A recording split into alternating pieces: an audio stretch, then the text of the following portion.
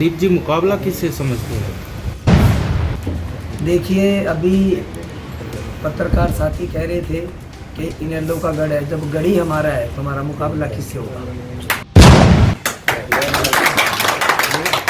संदीप जी, अफसरी से एकदम से राजनीति में आप उतर आए हैं, कैसा महसूस कर रहे हैं? पहले तो मैं आपको नमस्कार करता हूँ और आपके सभी व्यूअर्स को नमस्कार करता हूँ। देखिए, मैंने अभी 2 मिनट पहले अपने संबोधन में बताया था कि मैं अपनी जॉब में रहते हुए भी विभिन्न प्रकार के संगठनों पर मैंने काम किया हुआ है।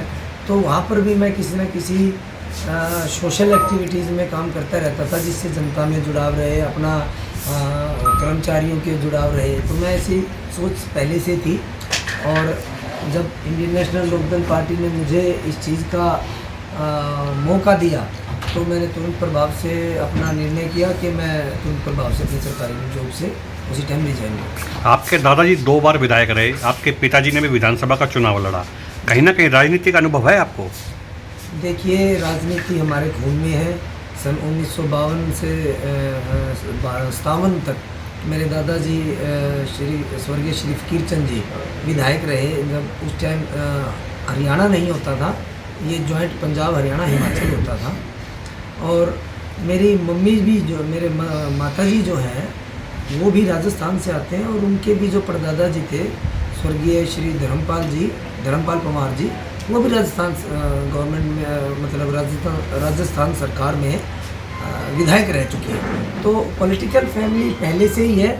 अब ये होता है कि जी, आप जब तक आपके बड़े हैं तो बड़े रहेंगे, लेकिन मैं वर्ष 2021 का बड़ा अपने लिए एक दुखदाई समय था, जब मेरे पिताजी, जिन्होंने 2009 में चुनाव लड़ा और निरंतर नरवाना हल्के की जनता की सेवाओं में वो लगे रहे, और पूरे सरसा के अंदर भी, सरसा लोकसभा क्षेत्र के अंदर भी उनका जो है निरंतर आना जाना रहा। यहाँ सभी से मिलते थे वो, उनका भी एक यहाँ अलग जान पहचान थी।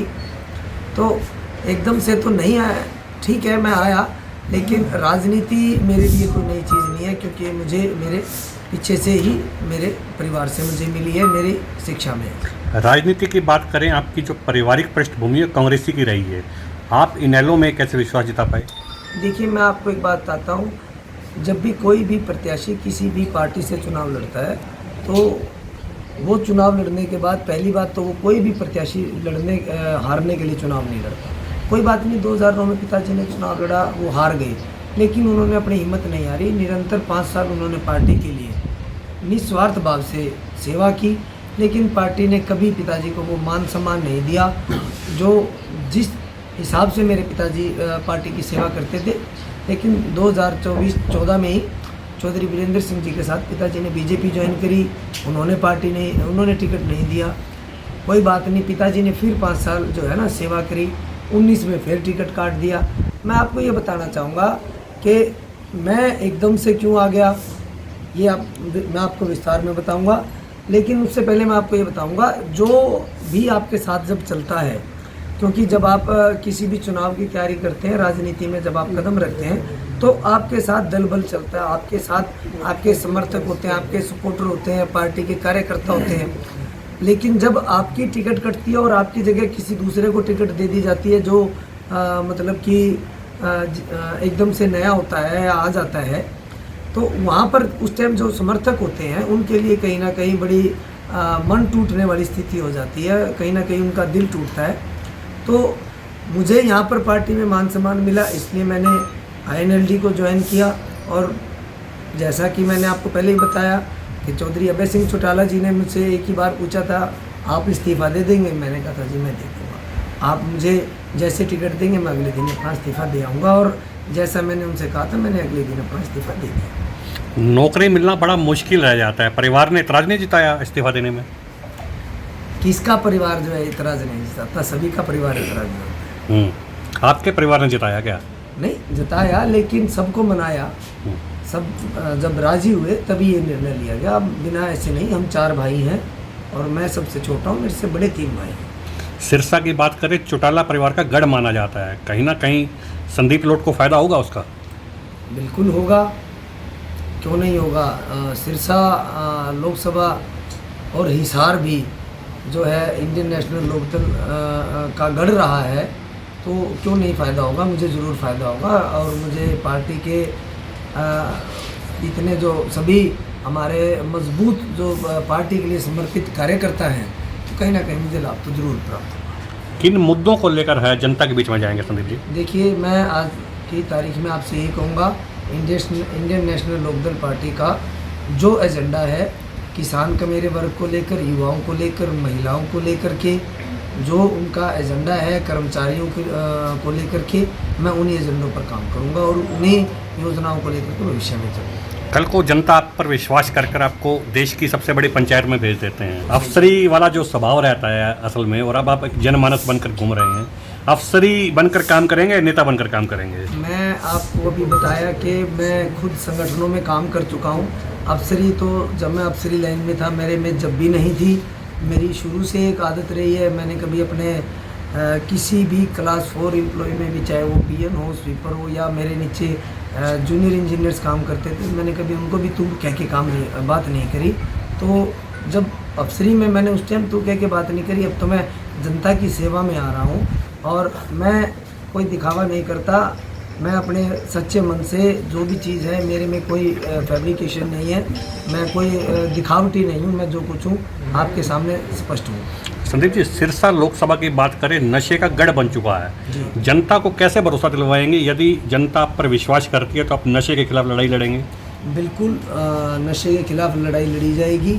लेकिन मैं आपको एक बात बताऊँ, जब मैं इन पावर में पहुँचूँगा, तब प्रशासन से सारी बातें करी जाएंगी और कहीं ना कहीं युवाओं को नशे से दूर करने के लिए हम खेलों को बढ़ावा देने का सबसे पहला जो मेरा, अगर मैं देश की सबसे बड़ी पंचायत में पहुंचूंगा तो मैं युवाओं को नशे से दूर रखने के लिए खेलों की तरफ उनका जो है रुझान लेकर के जाऊंगा, ताकि वो नशे से दूर रहें।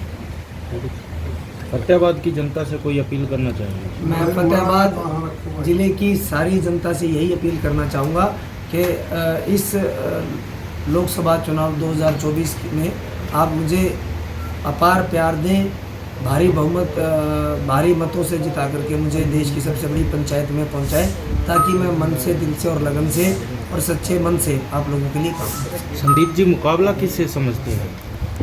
देखिए, अभी पत्रकार साथी कह रहे थे कि इनेलो का गढ़ है। जब गढ़ ही हमारा है तो हमारा मुकाबला किससे होगा?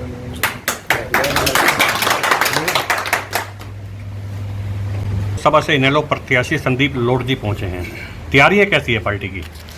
तैयारियां इंडियन नेशनल लोकदल के सिपाही चौधरी ओम प्रकाश चौटाला जी के नेतृत्व में और चौधरी अभय सिंह चौटाला जी के नेतृत्व में सदा मैदान में रहते हैं, जंगे मैदान में रहते हैं। हम कभी ना तो घर बैठे, ना हमने कभी नई तैयारियां शुरू की, सदा तैयारियां करते हैं, सदा सभा में रहते हैं। और आपने देखा चौधरी अभय सिंह चौटाला ने 5 साल जिस तरीके से पूरी जनता के मुद्दे, और ख़ासकर हमारे फतेहाबाद जिला के जो यहीं वो आए थे पद यात्रा लेके, और जिस तरीके का यहाँ हाल था भ्रष्टाचार का, वो मुद्दे जिस तरीके से उन्होंने विधानसभा में हर वर्ग के उठाए, कोई नई तैयारियों की हमें ज़रूरत नहीं है। बिल्कुल तैयार है इलेक्शन लड़ने के लिए, और हमारे नेता और नीति हमारे साथ जो हमारे लिए काम करेगी। जिस तरह से भाजपा उम्मीदवारों का गांव-गांव में विरोध हो रहा है, उसको कैसे देखते हैं? भाजपा ने जो किया है वो लोग आज उनको शीशा दिखा रहे हैं। लोगों के साथ धोखा किया।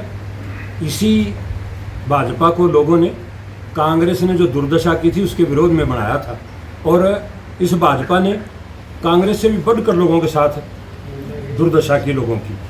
हर वर्ग में, महंगाई में लगा लो, बेरोजगारी में लगा लो, आज जो समस्या लोगों के सामने, व्यापारियों के सामने, दुकानदारों के सामने, कर्मचारियों के सामने, किसान के सामने, मजदूर के सामने आई हैं, इसी कारण से भाजपा के कैंडिडेट को आज लोग गांव में नहीं घुसने दे रहे। ये उनकी करनी का फल है।